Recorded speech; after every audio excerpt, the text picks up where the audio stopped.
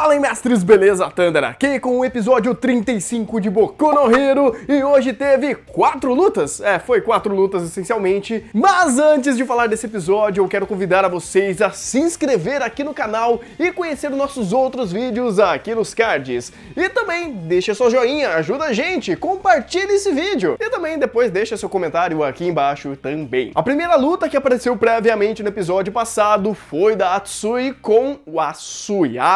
Eu sempre erro o nome dela. Asui Tokoyami contra o Ectoplasm. Tem um no final. Que é um herói um tanto diferente, com uma visão um pouco vilanesca, parecendo aqueles super vilões de Marvel, mas enfim. A sua habilidade principal é clones, ele consegue fazer 30 e, segundo o narrador, 36 depois de cantar 2 ou 3 músicas no karaokê. É sério, aquilo fez algum sentido? Não sei se ele aparece de novo no mangá, mas aquilo pra mim parecia piada. Por que karaokê? Por que mais 6? Enfim, dane-se, não parece que é relevante isso. O Ectoplasm em si começa a testar algumas coisas da dupla, principalmente do Tokoyami, que ele tem uma dificuldade enorme com combates a curto alcance, já que é algo até que o All Might falou pra ele que ele não se dá bem com lutas de corpo a corpo, já que ele depende muito do Dark Shadow. Ah, legal! Meu bagulho acabou a bateria aqui, tá. Teste som. 1, 2, 3, testando. A paixão me pegou, tentei escapar, não consegui. Do outro lado temos a Asui, que é uma personagem que parece meio bonitinha, fofeia assim, só que também ela é uma grande heroína. Ela tem tomadas de decisões rápidas, ela é fria, ela sabe situar bem em situações perigosas. A gente viu isso tanto na primeira temporada quanto naquele filler. Apesar de ser um filler, aquilo que ela fez foi bem bacana. No clímax da batalha, o Ectoplasma faz um bicho gigantesco, e eu não sei exatamente se aquilo foi antes ou depois do karaokê. Pelo que deu pra entender, a habilidade do Ectoplasma, ela se materializa através daquela fumaça estranha que ele manda. E através disso, seus clones também podem ter formatos diferentes, tanto que eles ficam presos dentro do seu clone, como se fosse uma espécie de gelatina, uma geleia, algo que meio que absorvesse eles. E numa jogada muito bem pensada, a Asui engoliu as algemas e depois deu elas pro Dark Shadow pra eles prender finalmente o Ectoplasma.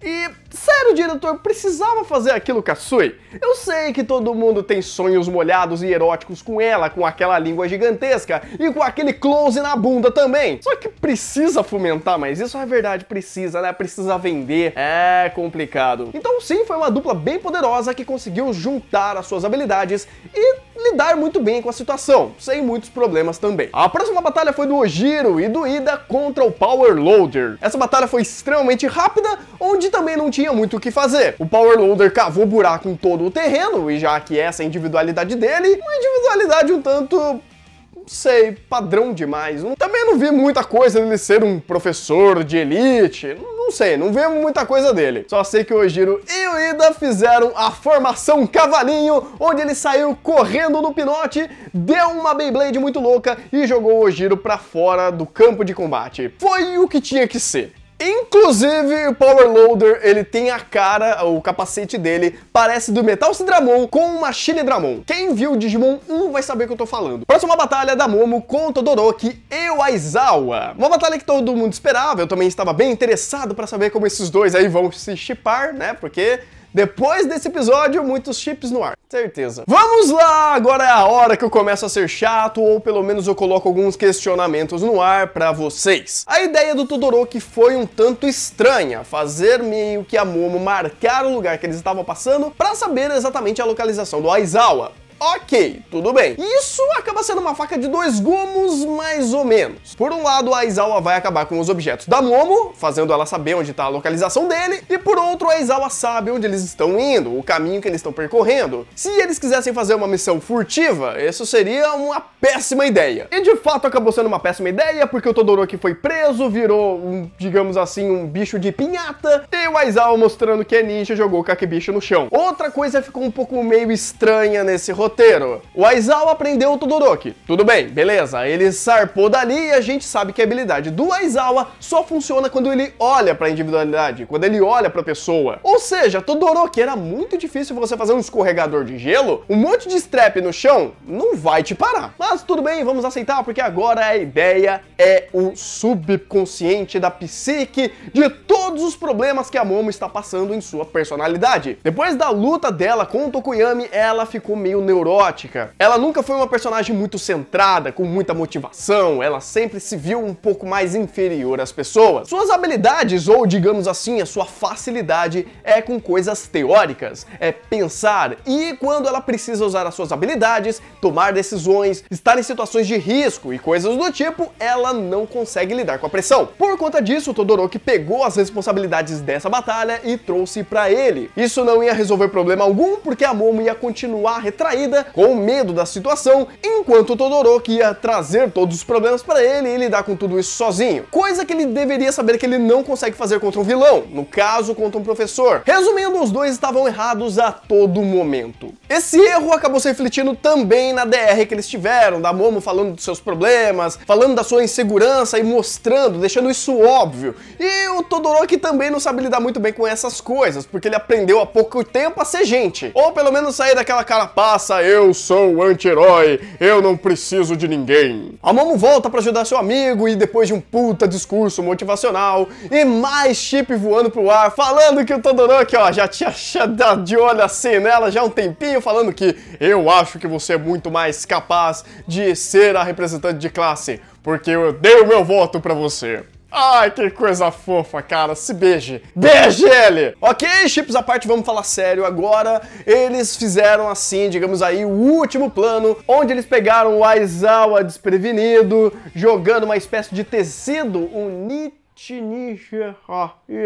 eu nem anotei o nome daquele negócio, mas é um elemento químico que existe. Esse plano secreto feito especialmente para acabar com o professor Aizawa até que funcionou e dos males foi o menor. A ideia do tecido, usar uma habilidade indireta, tudo aquilo fez muito sentido. Apesar de que eu fiquei com algumas dúvidas que eu quero conversar com vocês. Primeiro, se a individualidade do Aizawa é desfazer qualquer tipo de habilidade, no caso, tanto aquela tecido, né, aquele pano preto que eles usaram, a catapulta, a fita, não eram habilidades? Não eram feitas através de uma individualidade? Ou seja, não cancelaria elas? Assim como teoricamente aconteceu com as bonequinhas? Segundo, numa fração de milésimos, ou seja, no piscar de olhos do Aizawa, o Todoroki conseguiu fazer uma geleira daquela? Se for isso mesmo, é realmente impressionante a velocidade que ele consegue fazer os seus poderes. E terceiro, algo que, digamos assim, daria liberdade pro Aizawa deixar tudo isso acontecer,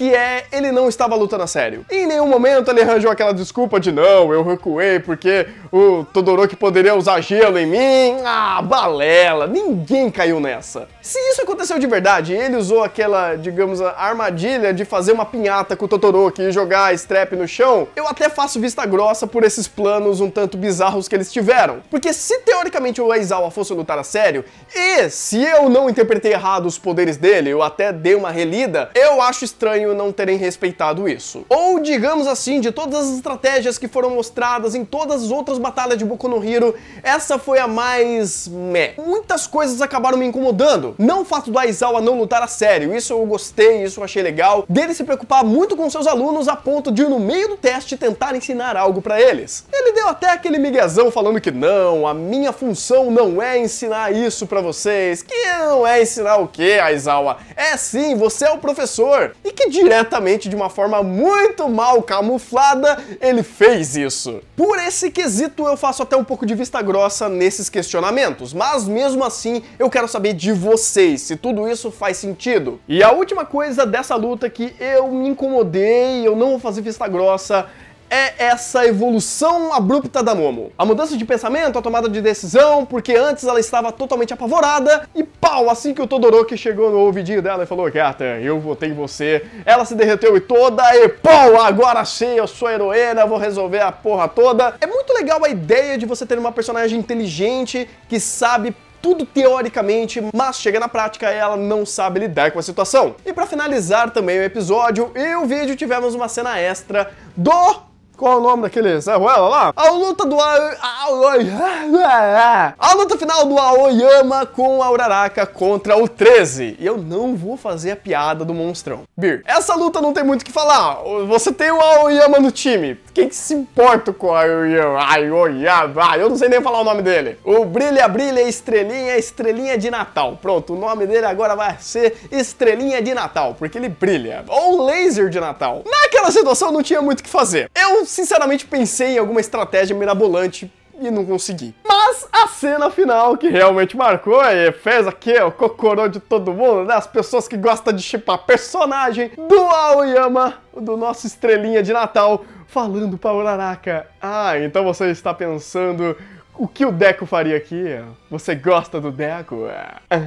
Aquilo foi legal, foi bacana. Eu posso dizer que eu shippo o Deku com a Uraraka, então eu fiquei feliz. Minhas considerações finais desse episódio, eu sinceramente não achei que foi um episódio tão interessante, assim, tão impactante. Até a animação tava um pouquinho cheia, né? Mas de fato nessa reta final talvez não seja o episódio mais importante, pelo menos pro enredo, ou que eles querem dar mais impacto, principalmente na animação, na produção em geral, que é a luta do All Might com o Deku e o Bakugou. Essa eu acho que eles estão guardando assim as moedinhas da carteira pra fazer o negócio explodir. Esse episódio, em questão de todos os quesitos, eu achei um pouco mais fraco. Principalmente porque a luta da Momo e do Todoroki foi bem abaixo do que eu esperava, visto esses dois personagens. Visto as questões da Momo, visto as questões do Todoroki, são dois personagens muito interessantes, que têm coisas a serem trabalhadas, algumas questões muito legais. Não achei que foi um roteiro tão incrível a ponto desses três personagens estarem ali. Visto que essa prova era justamente para testar fraquezas de personagem. Já que a gente tá num arco que trabalha melhor a individualidade de cada um deles e os defeitos de cada um desses personagens, ou melhor dizendo, os pontos mais fracos deles, porque justamente esse era o teste, esse é o teste imposto, não tá acontecendo muito. Quer um bom exemplo disso? O teste do Ida. Foi pá! Assim, acabou. E sabe mais interessante? A luta que eles mais focaram nisso, pelo menos até agora, foi do Kirishima. A do Kirishima foi a luta mais exposta e mais explícita desse conceito desse teste. Pegar a fraqueza do personagem e expor isso e jogar ele numa situação que, de fato, ele não tem muito o que fazer, ou ele não tem muita habilidade pra isso, ou é um desafio, ou um perigo muito maior do que ele tá acostumado a lidar. De novo, não sei se foi apenas escolhas de roteiro ou falta de tempo. Estamos em Boku no Hero, um anime que se mostrou excelente em vários aspectos, muito acima da média, e ele tá dando assim... Não está ruim, eles não estão errando, mas eu tô achando que poderia ser melhor. Agora eu quero saber a opinião de vocês. Vocês estão gostando, não gostando? Deixa aqui nos comentários e vamos trocar uma ideia sobre. Se você não deu o joinha, já deixa o joinha, compartilha o vídeo, confira os outros vídeos aqui na tela e eu vou indo nessa, então bom anime e até o próximo vídeo.